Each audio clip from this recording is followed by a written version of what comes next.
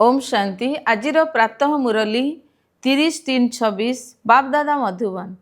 आजिर मधुर महावाक्य मिठे बच्चे शिव बाबा द्वारा रचना करा जाइथिबा एही रुद्र यज्ञर तुमको बहुत बहुत ध्यान रखा पड़िबो। यह स्वराज्य प्राप्त करिवार अविनाशी यज्ञ अटे। आजिर प्रश्न, केउ पिलामानंक भितरे एही रुद्र यज्ञ प्रति सम्मान रही थाए? उत्तर, जो माने यार विशेषता को जानी तुमको जना अच्छी जे यही रुद्र ज्ञान यज्ञ द्वारा आमे कौड़ी हीरा समान हेउछु। एथिरे सारा पुराणा दुनिया स्वाहा होई जीवो। एही पुराणा शरीर को मध्य स्वाहा करने को हब। तेणु तुम मान द्वारा वर्तमान से भली कौनसी बेनियम कार्य न हो जहा द्वारा यज्ञ रे विघ्न पड़िबो। सेतेबेले यज्ञ प्रति तुमर एई भली ध्यान रहिबो, सेतेबेले ही तुमे यज्ञर सम्मान रखि पारिबो। गीत अच्छी माता ओ माता तू ही सबकी भाग्य विधाता। ओम शांति। पिला माने गीत सुनिले जो माने ये कविता सब रचना करिसेंती से माने तो बिचारा माता मान को जानी भी नाहंती, केवल नाम शुणी जगत अम्बा, किंतु सी किए थिले कौन करि जाइछंती ए कथा केवल तुम मानक व्यतीत आउ केही जानी नाहंती।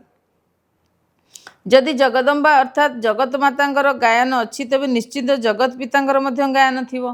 जदि ब्रह्मा कुमारी कुमारी माने अछंती तेबे ब्रह्मा कुमार मध्य थिबे। जो माने जगदम्बा पाखकु जाउछंती सेमानक मुदिरे एई ज्ञान नाही, केवल तांकर मूर्ति को पूजा करूछंती। देवी मानक पाखकु जाई भिक मागुछंती, तेबे एहा होची राजस्व अश्वमेध रुद्र गीता ज्ञान यज्ञ। एहार रचयिता हेले स्वयं मात पिता अर्थात ब्रह्मा बाबा ओ शिव बाबा। तत्वत्वम तुम्हें माने मध्य यज्ञर रचयिता अट। तेणु तुम मानक यही यज्ञर बहुत दायित्व नेबाकू हब। तुमर यही यज्ञ प्रति बहुत आदर रहिबा दरकार। यही आबू हैला तुमर मुख्यालय। यार आहुरी मध्य शाखा मान रही। मम्मा बाबा ओ तुमे पिला माने यही संगम यही यज्ञ द्वारा निजर भविष्यत को श्रेष्ठ करुछ। तेबे यही भली यज्ञर दायित्व वहन करने सहित यार केते आदर मध्य करने दरकार। यही यज्ञ प्रति बहुत स्नेह रहिबा दरकार। यह आमर मम्मा एवं जगत बाबांकर यज्ञ। मम्मा बाबांकर यज्ञ अर्थात आमर यज्ञ। यही यज्ञर वृद्धि करने को हम जेपरी एठाकु समस्ते आसी निजर पितांक ठारू स्वर्गर संपत्ति नहीं पारिबे।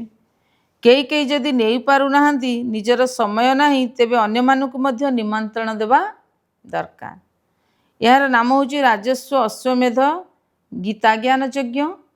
जेउठारु सत्यजुग राजस्व मिली थाए एही यज्ञ रे पुराणा शरीर को मध्य स्वाहा करने को पड़िबो, अर्थात संपूर्ण रूपे बाबांगर देवाकू हबो। एही यज्ञ केवल घर नुहे, यह तो सारा विश्वर कथा, अर्थात संपूर्ण रूपे बाबांकर हेबाकू पड़िबो। एही यज्ञ केवल घर नुहे, यह तो सारा विश्वर कथा। जो यज्ञ रे सारा विश्व स्वाहा हो जिवो, आगो को गले तुमे देखिबो जे एही यज्ञ रे केते आदर सम्मान हबो। एठारे किंतु बहुत पिलांकर यज्ञ प्रति स्नेह सेतिकी सम्मान नाही। एमाने समस्ते यज्ञ बश्च अर्थात यज्ञ रे रहुथिबा संतान अटंती। दिनकु दिन अधिक रु अधिक संतान जन्म हो सारी अर्थात अनेक एठाकु आसुछंती। तेबे एही यज्ञर केते सम्मान रखिबा दरकार। किंतु बहुत पिला माने एभली अछंती जहांकर यज्ञ प्रति आदर ही नाही। यह केते जन्म यज्ञ जहाँठारु मनुष्य कौड़ीरु हीरा तुल्य बा भ्रष्टाचारी श्रेष्ठाचारी होउछंती। सेथिपई बाबा कहउछंती जहाँ भी हेलो यज्ञ रचना करिवार अर्थात नुआ नुआ सेंटर खोल। जदि केही भी श्रेष्ठाचारी होईगला तेबे अहो सौभाग्य। दुनिया रे एते लक्ष लक्ष मंदिर सब रही किंतु सेठारे के श्रेष्ठाचारी होई ना। यह तो केवल 3 पाद भूमिर आवश्यक। जदि केही आसंती तेबे तांकर जीवन एकदम सुधुरी जीव। तेणु यही यज्ञर केते सम्मान रखिबा दरकार। बाबा को अनेक संतान चिठी लिखि दउछंती, बाबा मु निज घरे पाठशाला खोलिबी। अच्छा बच्चे खुशी रे यज्ञ भूमि अर्थात पाठशाला करो। कहार ना कहार कल्याण होई जीव। एही यज्ञर बहुत महिमा रही। यह यज्ञ भूमि अटे। जो माने कन्या माने अन्यर कल्याण करि चली छंती। एही भली यज्ञर बहुत सम्मान हेबार यज्ञर बहुत सम्मान होगा उचित किंतु ए विषय पूरा ज्ञान नथिबा कारणरू जेतिकी सेतिकी सम्मान नाही। एमिति बहुत अछंती एमिति बहुत अछंती जो माने यज्ञ रे विघ्न पकाउछंती। यह शिव बाबांगर यज्ञ अटे। तेबे मात पिता अर्थात बाप दादा एवं शिव बाबा एकाठी अछंती। तेबे एही मम्मा बाबांग ठारू तो किछि भी मिलू नाही।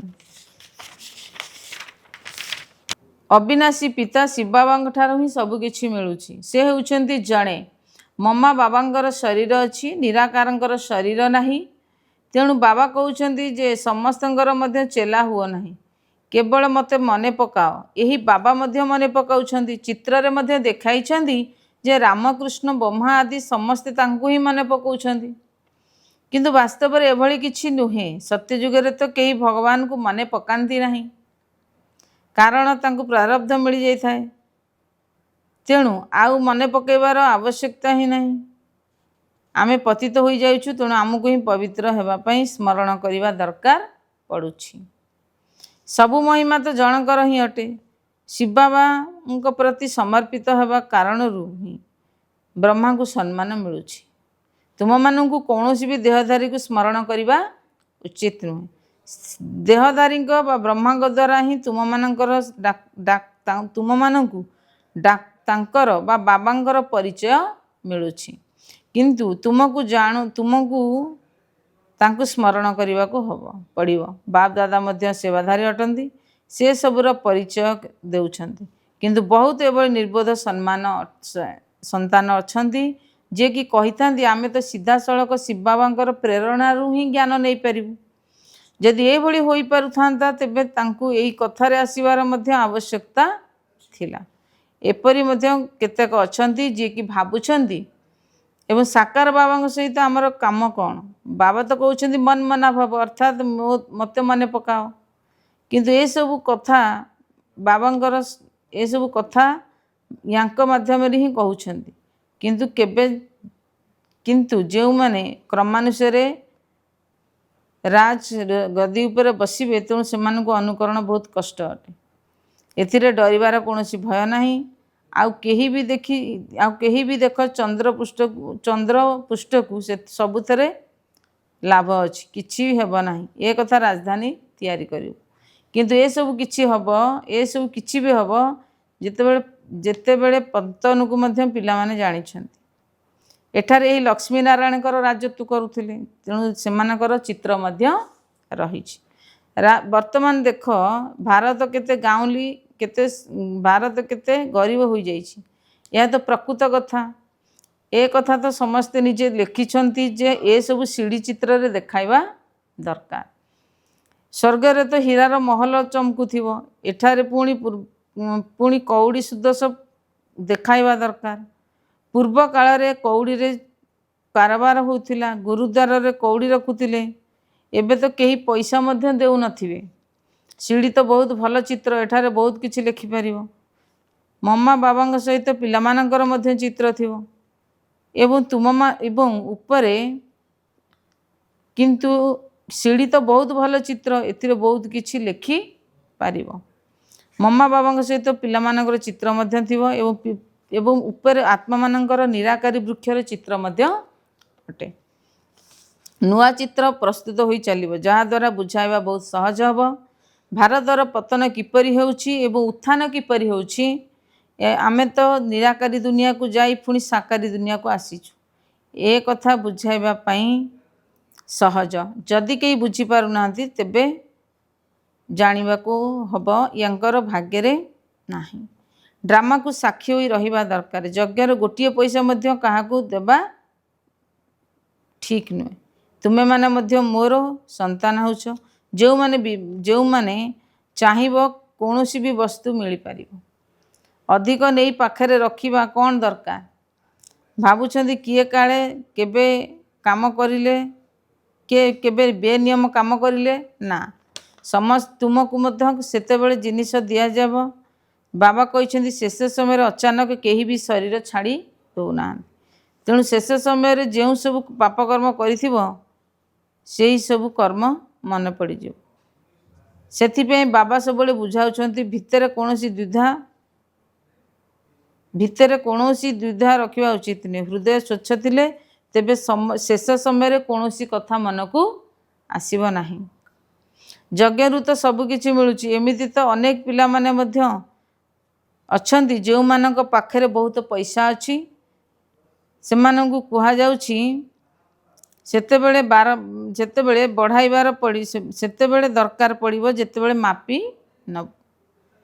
କହୁଛନ୍ତି ବାବା କେବେ ବି ଆବଶ୍ୟକ ହେଲେ ମୋତେ କହିବେ। ଯଦି ପବିତ୍ର ରହୁନାହାନ୍ତି, ଖାଦ୍ୟପେୟର କାରଣ ହୋଇପାରୁନାହାନ୍ତି, କିନ୍ତୁ ବାବାଙ୍କୁ ଏଇଭଳି ଦେଖିବାକୁ ଚାହୁଁଛନ୍ତି, ତେବେ ଆମ ପାଖରେ ବହୁତ ପଇସା ଅଛି, ଏମିତି କହି ରହିକିନି ସବୁ ନଷ୍ଟ ହେଇଯିବ। ଏମିତି ତ କହି କହି ସବୁ ନଷ୍ଟ ହୋଇଯିବ। ମଝିରେ ପୁଣି କେହି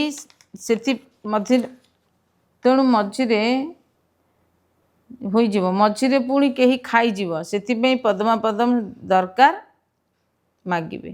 ବାବା କହୁଛନ୍ତି ମୁଁ ବି କ'ଣ କରିବି? ଘର ତିଆରି କରିବାର ହେଲେ ଆପେ ଆପେ ସବୁକିଛି ହୋଇଯାଉଛି। ତେବେ ବହୁତ ପିଲା ମଧ୍ୟ ନିଜ ନିଜ ଘରେ ରହୁଛନ୍ତି। ଏହିଭଳି ପିଲାମାନେ ମଧ୍ୟ ଉଚ୍ଚ ପଦ ପାଇଯାଇଥାନ୍ତି। ପ୍ରଜାର ମଧ୍ୟ କୌଣସି କମ୍ ପଦ ଥିବ ନାହିଁ। ତୁମେ ପ୍ରତିଜ୍ଞା କରିଛ ବାବା ଆପଣ ଯାହା ଖୁଆଇବେ। ପୁଣି ବି ଯଦି ସେଇଭଳି ଅନୁସାରେ ନ ଚାଲିବ ତେବେ ଦୁର୍ଗତି ହୋଇଯିବ। ବାବା ତ ସଦ୍ଗତି ଦେବା ପାଇଁ ଆସିଛନ୍ତି। ଯଦି ଭଗବାନ ନ ପାଇବ ତେବେ ଦୁର୍ଗତିକୁ ପାଇଯିବ। ସେଠାରେ ମଧ୍ୟ ବହୁତ ସାହୁକାର ଥାନ୍ତି। କାହାର କମ୍ ପଦ ତ କାହାର ଉଚ୍ଚ ପଦ ଥିବ ନା। ତେବେ ପିଲାମାନଙ୍କୁ ଶ୍ରୀମତ ଅନୁସାରେ ପୁରୁଷାର୍ଥ କରିବା ଦରକାର। କିନ୍ତୁ ମନ ମତରେ ଚାଲିବା ଦ୍ୱାରା ନିଜକୁ ମଧ୍ୟ ଧୋକା ଦେଇଥାନ୍ତି। ଏହା ଶିବ ବାବାଙ୍କ ଦ୍ୱାରା ରଚିତ ଜ୍ଞାନ ଯଜ୍ଞ ଅଟେ। ତେଣୁ ନାମ ବିଖ୍ୟାତ ହେଲା। ତାଙ୍କ ମୁଖରୁ ଗୋଟିଏ ଭଲ ପଏଣ୍ଟ ବାହାରେ ବି ନାହିଁ। ଯଦି କାହାକୁ ବୁଝାଉନାହାନ୍ତି ତେବେ କୁହାଯିବ ନାମ ବିଖ୍ୟାତ ହେବାରେ ଏତେ ସମୟ ଅଛି। ଏ କଥା ମଧ୍ୟ ବୁଝାଇ ପାରିବା ଦରକାର ଯେ ଏହା ସ୍ୱରାଜ୍ୟ ପ୍ରାପ୍ତ କରିବାର ରାଜସ୍ୱ ଅଶ୍ୱମେଧ ଅବିନାଶୀ ରୁଦ୍ର ଗୀତା ଜ୍ଞାନ ଯଜ୍ଞ ଅଟେ। ଏ କଥା ତୁମେମାନେ ଯେଉଁ ଚାର୍ଟ ଦେଉଛନ୍ତି ମଧ୍ୟ ଲେଖିପାରିବ। ଏହି ଯଜ୍ଞରେ ପୁରୁଣା ଦୁନିଆର ସବୁକିଛି ସ୍ୱାହା ହୋଇଯିବ। ଅଳ୍ପ ପାଇଁ ଏହା ମହାଭାରତ ଲଢ଼ାଇ ଅଟେ। ଯଦି ବିନାଶ ପୂର୍ବରୁ ଏହି ସ୍ୱରାଜ୍ୟ ପଦ ନେବା ପାଇଁ ଚାହୁଁଛ ତେବେ ଆସିନିଅ। ବୋର୍ଡ଼ ଉପରେ ତ ବହୁତ କିଛି ଲେଖିପାରିବ। ଏହାର ଉଦ୍ଦେଶ୍ୟକୁ ମଧ୍ୟ ଲେଖିପାରିବ।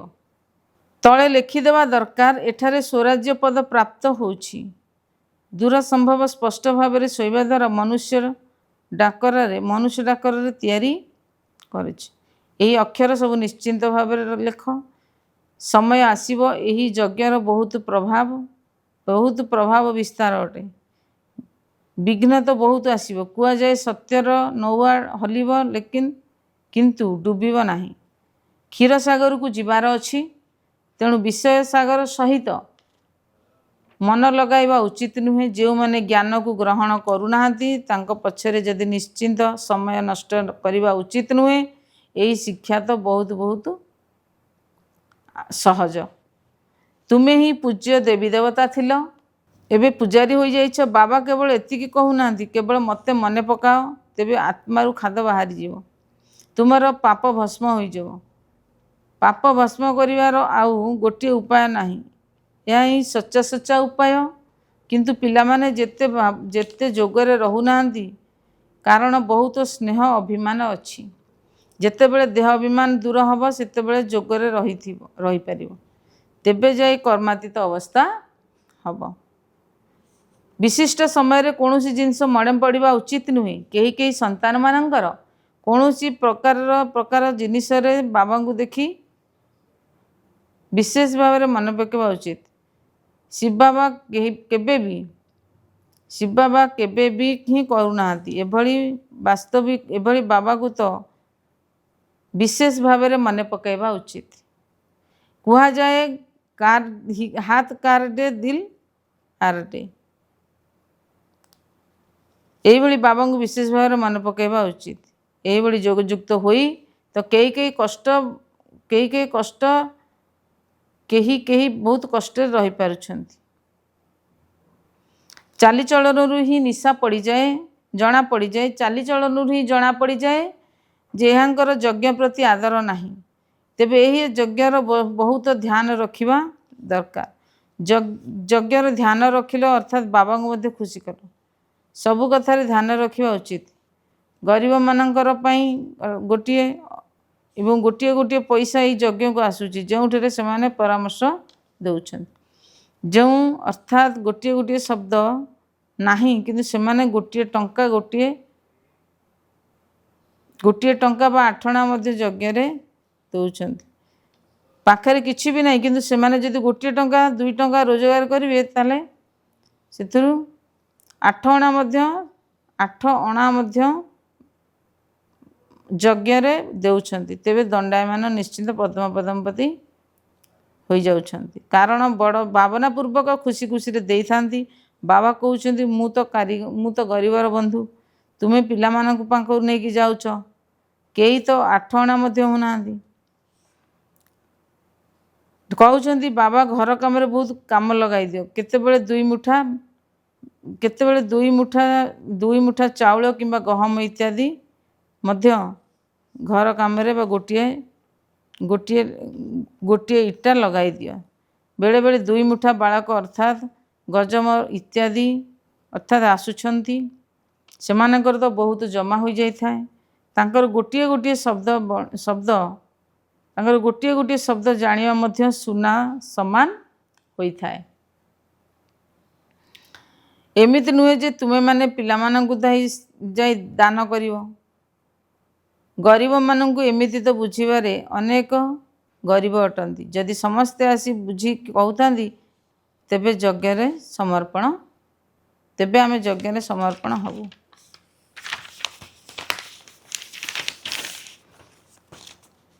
किंतु देखी नहीं रखा पड़ी थाए एतिक न हो यज्ञ आसी विशृंखला सृष्टि करेंगे।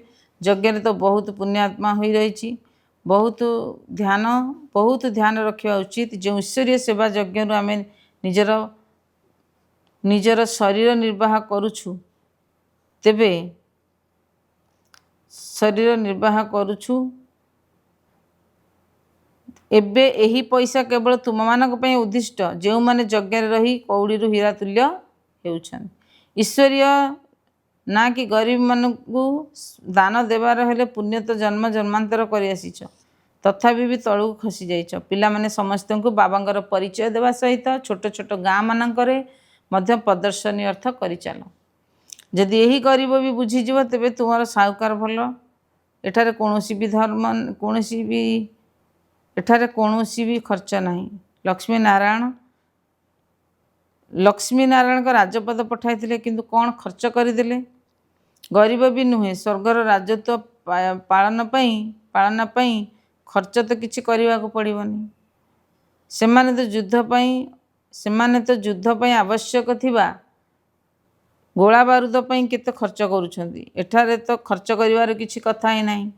बिना कौड़ी खर्च रे गोटे सेकेंड रे विश्वर बादशाही निय अलफ अर्थात स्मरण कर ब अर्थात बादशाही पुणी संपत्ति रूप हो। बाबा कहते जेते दूर संभव सच्चा हृदय रे सच्चा साहेब कि साहेब मन पकाइबा को हम तेबे सत्यखंडर मालिक हो। एठारे तो मिछ चलिब नहीं जोग करने को हम। एमिति तो नुहे जो मु बाबांकर अटे जोग करिवार बहुत समय रही। यदि कौनसी विकर्म करिल तेबे तो तेबे ता अनुसार मिलिबो। बुद्धि को बाबांग सहित प्रत्यक्ष बाबांग सहित लागिब नहीं। काम तो महाशत्रु अटे ना। किंतु माया समस्त को एथिमध्यरु परिश्रमी करने को हब कारण मध्य बहुत विघ्न पकाई थाए। अच्छा धारणा पाई मुख्य सारांश 1 नंबर आम मानू यही ज्ञान यज्ञ बहुत बहुत अर्जुन बस बहुत सम्मान रखा हम। यज्ञर वातावरण को देख शुद्ध एवं शक्तिशाली कहिबार सहयोगी होबाकू ही पड़िबो। अति आदरर सहित यार जत्न देवाकू पड़िबो। निज पाखरे किछि भी लुचाई रखिबार नहीं। कारण हृदय स्वच्छ थे लक्ष्य सबु लक्ष्य पूरण हो जाए थाए। स्लोगान तीन काल को सम्मुखरे रखी सबु कार्य सफल होउथिबा सदा विजयी भव। डिटेल्स रे अछि। लौकिक रीति रे मध्य जो माने बुद्धिमान अटंती से माने आग पछ चिंता करी पाठ उठाई थांदी, पाद उठाई थांदी, अर्थात कार्य करि थांदी। सेहीपरि एठारे मध्य तुमे पिला माने जेतेबेले कौनसी कार्य करुछ सेतेबेले तीनोटी जाक काल को सम्मुखरे रखी कार्य कर। केवल वर्तमान को देख नहीं, बेहदर शक्ति को धारण कर, बेहदर बुद्धि को धारण कर एवं विजयी पणियार निश्चय आधार बा त्रिकालदर्शी पणियार आधार रे प्रत्येक कर्म कर बा प्रत्येक बाणी शुणाओ, तेबे कुहाजिब अलौकिकता बा असाधारण। स्लोगान जदि विनाशी आत्मा गुड़ी को छाड़ी एकमात्र बाबा को निजर सहारा करदेव तेबे पारि परिव नाही। अव्यक्त इशारा निश्चय मूलदुआ को मजबूत करी सर्वदा विनाश सर्वदा निर्भय और निश्चिंत रुह। केतक पिला भावती जे मु निजको जानी तो मु सबू जानी ठीक जानी, अन्य माने मते कई जानी ना जे मु जानी ना बा चिन्ही ना। शेषरे निश्चिंत जानीपर जे देख आगू कौन होची। यह मध्य ज्ञान स्वरूप जोग स्वरूप एवं आम पई निजको धोखा देदेवा भली अनुभव हम। तेबे पिलामानंक विषय रे मूलदुआ मजबूत करिवार से माने केबे भी लुचि पारिबे नाही। सर्वदा निजर निर्भय और निश्चिंत